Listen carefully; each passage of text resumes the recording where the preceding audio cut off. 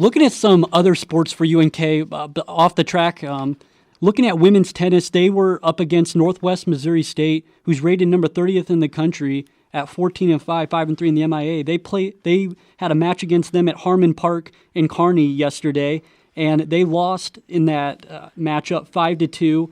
Again, they lost that number one's double 6-0.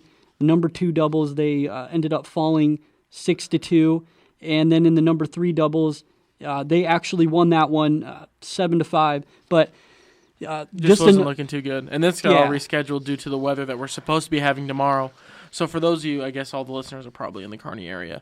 Mm-hmm. It might be bad, it might not be bad. That's kind of how weather things work, unfortunately, around here. It could be one of the worst snowstorms ever, especially this late, would be crazy, but it also could be a light dusting with aggressive wind. Could be what it amounts to be. Yeah, they're also saying that it's supposed to be another bomb cyclone like we had earlier, so just be watching out for that. Just be ready. Yeah. Just have food ready, have everything ready. Yeah, but no, the tennis team, they've had to deal with so many delays and pushes because they've been playing this week. They've been playing in Grand Island in those indoor complexes they have there because just of the weather and stuff like that. I mean, I look at like the softball team. That would tough to be playing for them because you look at their season. That first 2 months of the year of their season, they never get a home game. Mm-hmm. Never. Well, they have to go to because they're usually going to Las Vegas and they're going to the nice places because that's the only places where you can really get a good game of softball. And I guess that's something that's like all Midwest teams have to really deal with, but. It would be kind of hard, never getting really a home game till towards the end of the year, and even then this year, the weather's been made it difficult, so they've had to play at Patriot Park and just which is a beautiful complex out there. Beautiful complex, but it's not home, quote unquote, for those guys that have been for those players that have been playing for a couple years here. So but looking at some of the golf stats real quick from the Hardscrabble Invitational in Arkansas, Fort Smith, Arkansas. In a meet that had 9 teams, we saw Texas A&M Commerce win with a 297 total, or an 887, total score. UNK came in 5th in this meet with a score of 933. So they finished about mid of the pack in this 9-team matchup at the Hardscrabble Invitational on April 8th and 9th in Fort Smith, Arkansas. But kind of moving on to softball a little bit, kind of pass it over to Mac, and she's got some stuff on that.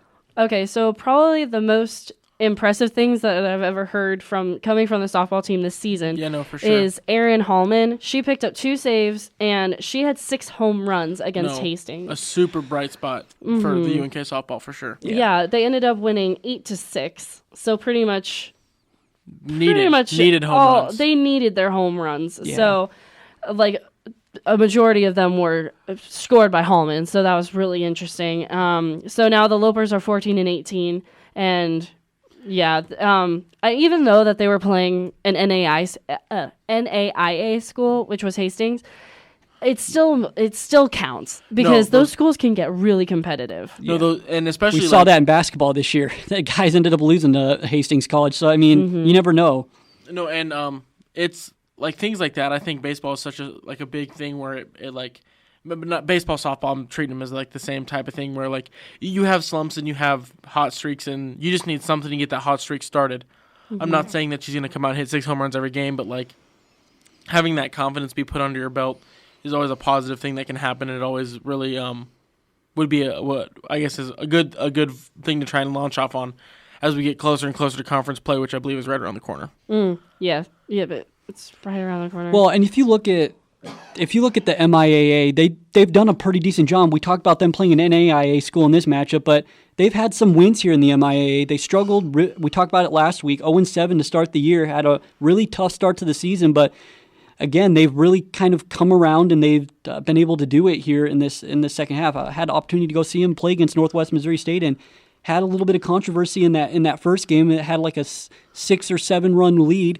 It gave up 6 runs in the bottom half of the 6th inning, I believe, and we're still able to hold on by 1 run. But I mean, they've been able to overcome some adversity and stuff, and they're definitely improving. And they've got some young pitchers that definitely have some bright spots for them that are really up and coming and could help them in the future. Nice to look forward to. Moving on to the next Loper Sport. Here on 91.1 KLPR, we will be having on Saturday at 10 o'clock and 12 o'clock the UNK girls soccer team will be playing soccer, and we will be calling those games. So if you do want to tune in and listen, if you can't come into down to Foster Field and into the stadium to support them that way, we'd love to have you listen here on 91.1 KLPR. The games will be at 10 against Western Nebraska and then 12 against Northeastern Community College. And on that note, we have the spring game too. That's not this week, but the following week. Yep, it's the 20th is that spring game, and that'll also be called here on 91.1 KLPR. Yep. And we'd love to have you here for those, and as times become more evident for that kind of stuff, we'll let you know with those. Probably next week we'll give you an update on that. But soccer, we have 10 o'clock and 12 o'clock. And I think that pretty much wraps up our UNK segment, Alex. Yeah, for sure. Yep. And when we come back from the break, we'll start in on UNL baseball and some of the MLB scores from around the league.